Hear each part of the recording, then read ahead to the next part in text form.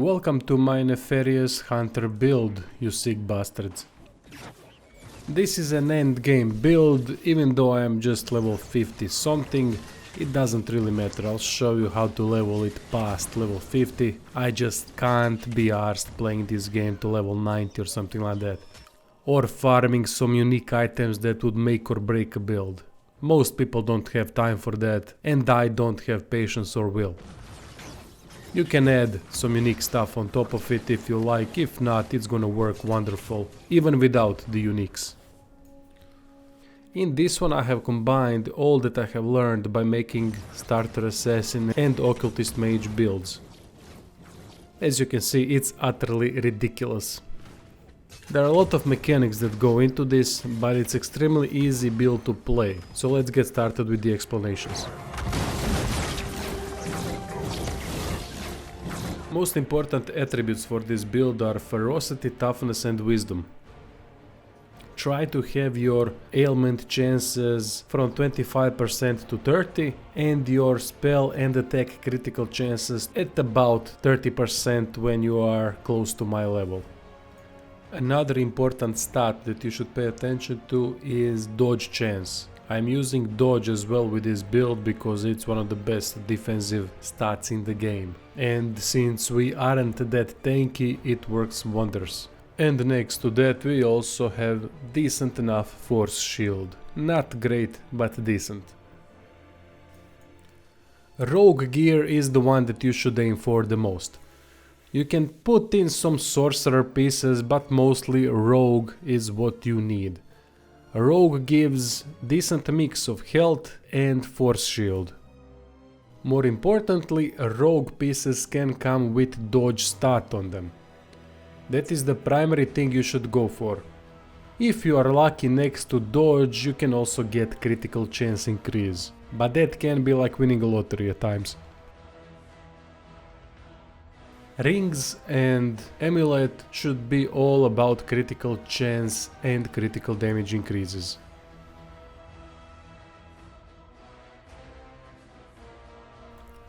Weapons that I'm using are pistol and catalyst. Pistol enables use of havoc and wailing arrow skill that I'm using, and catalyst enables anomaly, plague burst and ether jump. In combination, these two work fantastic. Try to get life leech on your weapon, because we can make life leech go into force shield instead of health, which works well with this build. Now let's head on to passive tree. We're gonna use similar setup to occultist mage from my previous video. So we're gonna go directly to attrition strategies to increase status ailment chance score, since ailments are primary focus of this build.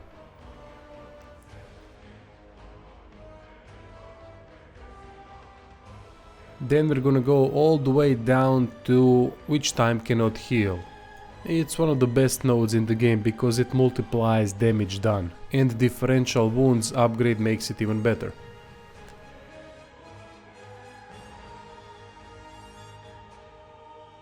Now we can go back and upgrade willpower and rage through a couple of these nodes.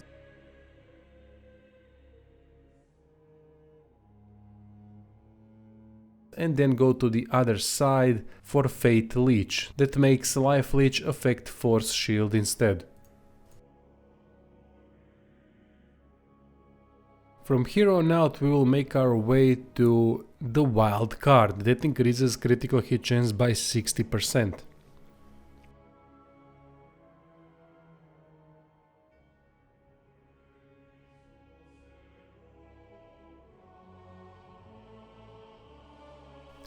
From there, Kabbalist tree is next.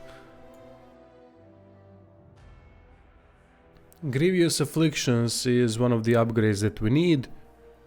That means if you have, for example, on one weapon Ether and Shadow damage type, now you can apply both Stasis and Cursed status effects on your enemy with one hit. Get this node also, that increases status ailment chance score. Now we go to Immortal Offering. fantastic damage boost passive that works wonders with this build, since we can have up to 5 different ailments at once active on enemies, and each ailment with this passive can go up to 5 stacks, and every stack of one ailment grants 5% damage boost. So if my math is correct, that means if we get 5 different ailment types, with each going up to 5 stacks, then damage boost would be 125%. If I'm wrong, please correct me in comments. Either way, damage boost from this skill is truly high, and this is why we need it. After Immortal Offering, we go to Power of the First Man. It significantly increases chance to multiply the number of ailment stacks. Very helpful to get to high stack numbers as soon as possible. After that, go down this branch to increase max amount of ailment stacks, but do not purchase Insidious Decay. This is a hybrid build and we do attack and spell damage, and minus 30% debuff to damage that is not over time is simply too big of a deal for us. So that's why do not go for Insidious Decay. Next one should be Primordial Insights, that enables damage over time to do critical damage, but initial hit needs to be a critical one. If initial attack was a critical hit. Definitely take these two small nodes next to it. Now you can also go for Reigning in the Darkness. That increases spells critical hit chance score while willpower is above 75% by 100%. But the thing is, our willpower will rarely be above 75%. It will be, but not as often. It's an optional thing that you can go for if you want. It works well with Primordial Insights, but that's up to you. Next upgrade on the agenda should be Covert Operative, that increases dodge chance by 100% after taking a hit. Great defensive node.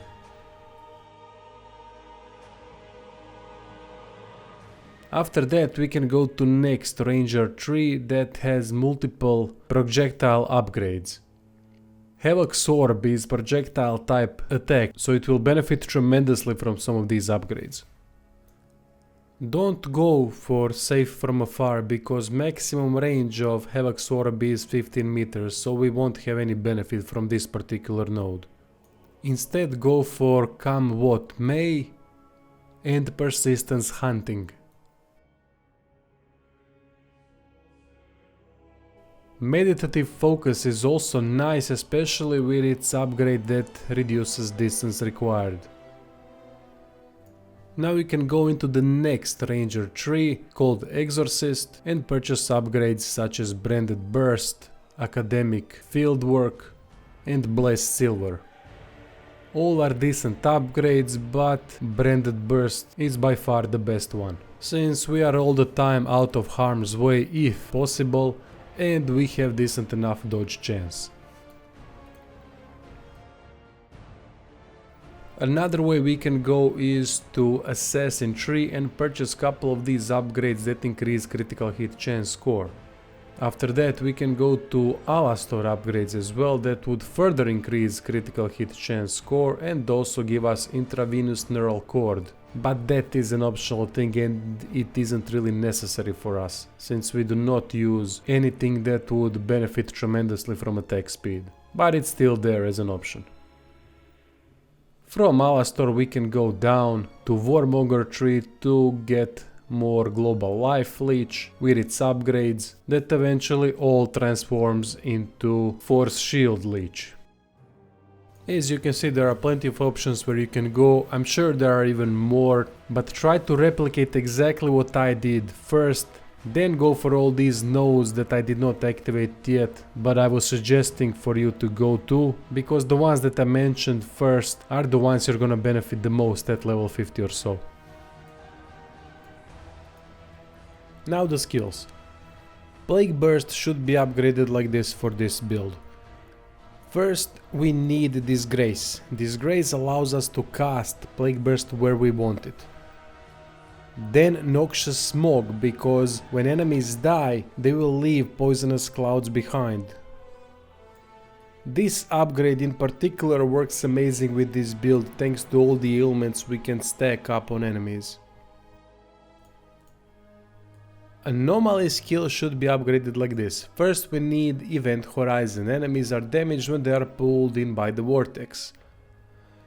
Then we want to increase vortex duration. Afterwards we want it to pull enemies multiple times. So every time enemies get pulled in, thanks to Event Horizon, they will get damaged as well.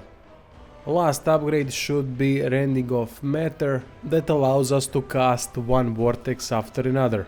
Double the fun.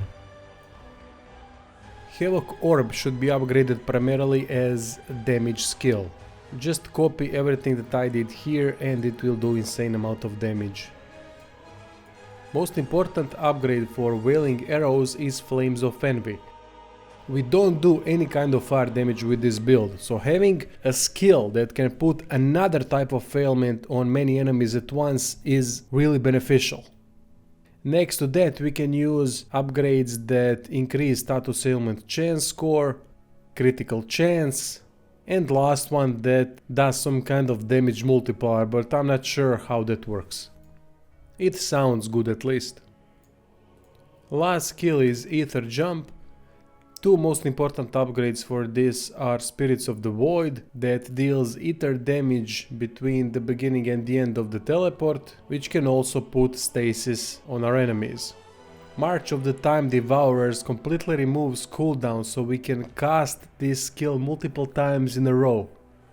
This is great for transferring willpower to rage so that we can use Havoc Orb and Wailing Arrows. Not to mention that it's a great escape skill as well.